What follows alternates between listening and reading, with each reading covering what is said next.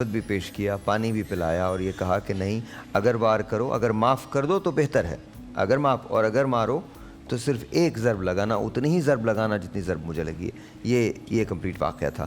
ہمارے ساتھ وجے مہاراج صاحب، السلام علیکم، کیسے ہیں آپ؟ جی وعلیکم السلام، نمسکار۔ بہت شکریہ جی، آپ کا بہت شکریہ جی۔ آپ کیا کہتے ہیں؟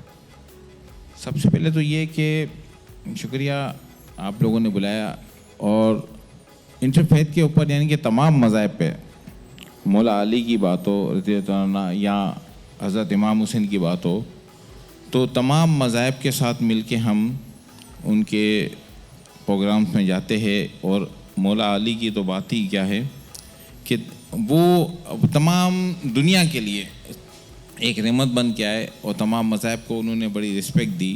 اور حضرت امام حسین کے بھی ہم بڑے سمجھے کہ گرویدہ ہے، چاہنے والے ہوئے، اور ان کی جو تعلیمات ہے ان کو جب ہم پڑھتے ہیں، سنتے ہیں، تو بالکل ان کی طرف راغب ہوتے ہیں۔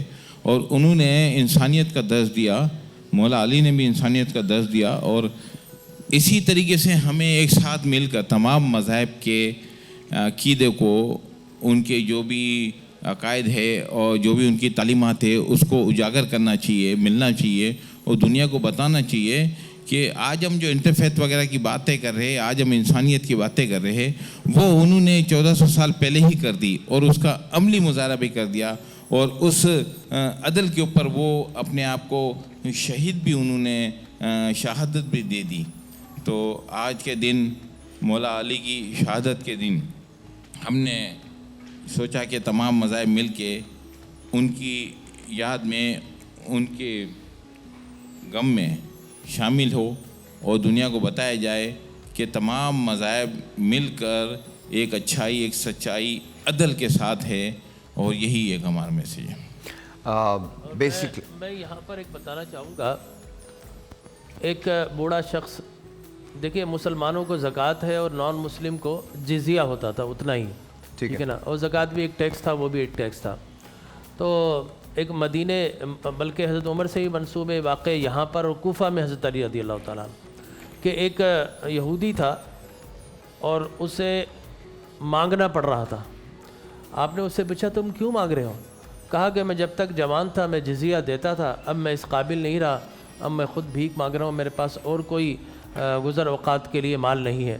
حضرت علی کرم اللہ وجہہ الکریم نے فرمایا کہ جب تک یہ جزیہ دیتا تھا، ٹھیک ہے نا، اس وقت کما سکتا تھا، اب یہ کما نہیں سکتا، لہٰذا آج سے بیت المال سے اس کا وظیفہ جاری کیا جائے گا، ٹھیک ہے نا۔ تو یہ ان کے ماشاءاللہ وہ تھے کہ مسلم ہو، نان مسلم ہو، وہ سب کے لیے یکساں ایک شفقت اور محبت دکھایا کرتے تھے۔ ایمانوئل صاحب، آپ کیا کہنا چاہیں گے؟ میں اسی حوالے کو ذرا آگے اور لے کے جاتا ہوں، کوفہ کے حوالے سے، کہ ایک مسیحی بچی تھی، وہ کافی دن سے بھوکی اور پیاسی تھی، جیسا کہ جیزس کا جو ہے ہمارا پیغام ہے کہ جیزس المسیح نے بھی کہا ہے بھوکے کو کھانا کھلانا اور پیاسے کو پانی پلانا۔ یہ سب سے بڑی بات ہمدردی ہے، اور آگے چل کے جس نے مجھے پلایا، اس نے یہاں تک کہا کہ کسی غریب کو کھانا کھلایا، پیاسے کو پانی پلایا، تو اس نے مجھے پلایا۔ تو اسی طرح مولا علی کا بھی یہ تھا، وہاں پہ جو بچی تھی مسیحی، وہ بھوکی تھی 2 دن سے کوفہ کے اندر ہی، تو وہ جا کے ان کو پوچھا کہ بچی تم کیوں رو رہی ہو؟ تو انہوں نے کہا کہ میں بھوکی ہوں۔ تو ان کو کھانا بھی کھلاتے تھے، وہ کھیلتے بھی تھے ان کے ساتھ، تو اس کو مطلب ہنساتے بھی تھے، تو پھر جب وہ سو جاتی تھے چلے جاتے تھے۔ تو 2 دن کا واقعہ ہے کہ وہ 2 دن نہیں آئے۔ تو یہ اسی آج کے مطلب دن کے حوالے سے ہے کہ 2 دن وہ آئے نہیں، تو روتی رہی بچی کہ وہ ملنے نہیں آئے میرے۔ بابا ایلیا اس کے نام سے پکارتی تھی انہوں نے، کیونکہ ان کو نام بتایا تھا بچی کو بابا ایلیا۔ تو جب وہ مطلب بابا ایلیا نہیں آیا، اپنی والدہ کو انہوں نے بولا، تو جب ایسی بات ہوئی تو انہوں نے کہا بابا ایلیا تو سنا کہ وہ وہاں کوئی مطلب ان پہ حملہ ہوا ہے یا کچھ ہوا ہے، تو وہ وہاں لوگ دودھ لے کے جاؤ، ان کو کوئی زہریلی چیز سے جو ہے نا کاٹا گیا ہے یا مارا گیا ہے، تو ان کو لیے دودھ لے کے جاؤ۔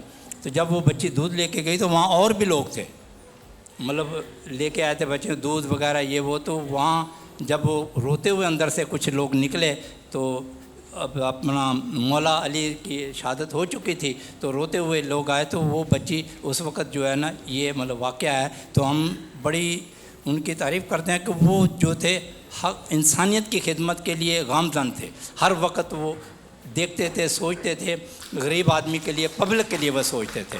تو یہ ان کی خدمات تھی جو آج ہم سراہ رہے ہیں, ان کو نام لے رہے ہیں. بالکل ایسا ہی تھا. دیکھیں میں سارے مذاہب و ادیان کا ہم احترام کرتے ہیں, بالکل کرتے ٹھیک ہے نا, اور ہمیں یہ تعلیم ہمارے نبی حضور اکرم صلی اللہ علیہ وسلم نے عطا فرمائی ہے. آپ نے باقاعدہ میثاق مدینہ کیا, ٹھیک ہے نا, چاہے وہ نجران کے عیسائی ہوں, چاہے وہ خیبر کے یہود ہوں, کہ امن کے ساتھ, آشتی کے ساتھ ہم سب نے مل جل کر رہنا ہے. اور کمال یہ تھا کہ جب یہود خیبر, جب ان کے ساتھ کوئی ڈسپیوٹ ہوتا تو مدینہ منورہ حضور اکرم صلی اللہ علیہ وسلم کی ذات بابرکات سپریم کورٹ کا کام کرتی تھی. لہٰذا وہاں کے بہت سارے لوگ آ کر حضور اکرم صلی اللہ علیہ وسلم سے اپنا فیصلہ کروایا کرتے تھے کہ یہ صادق و امین ہے.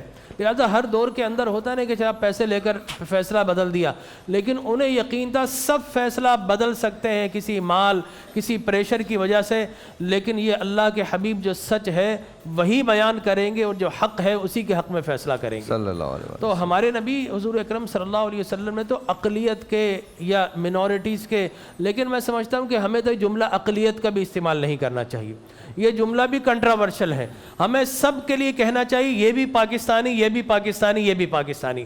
ہمیں اکثریت اور اقلیت میں نہیں بٹنا چاہیے. تو میں سمجھتا ہوں دنیا سے یہ منورٹیز اور اقلیت کا جملہ ختم ہو, اس لیے کہ اسلامی جو ہے اصطلاحات نہیں ہے کہ کسی کو اقلیت قرار دے. حضور اکرم صلی اللہ علیہ وسلم حالانکہ مدینہ منورہ مسلمان کثرت سے تھے, لیکن کبھی کسی یہود کو اور عیسائی کو اقلیت نہیں کہا کہ یہ کم لوگ ہیں. میں سمجھتا ہوں یہ بھی اسلام کو گوارا نہیں. اسلام یہ کہتا ہے کہ جو جس ملک کے سٹیزن ہے وہ اسی ملک کا قرار دیا جائے گا. جب میں پاکستانی کہلاتا ہوں تو یہ بھی پاکستانی ہے. یہ اقلیت اور اکثریت میں ہمیں کیوں بانٹ دیا ہے؟ بالکل ٹھیک ہے. تو میں سمجھتا ہوں یہ نہیں ہونا چاہیے. بالکل ٹھیک ہے. بہت بہت شکریہ آپ سب کی تشریف آوری کا, بہت بہت شکریہ. Thank you so very much.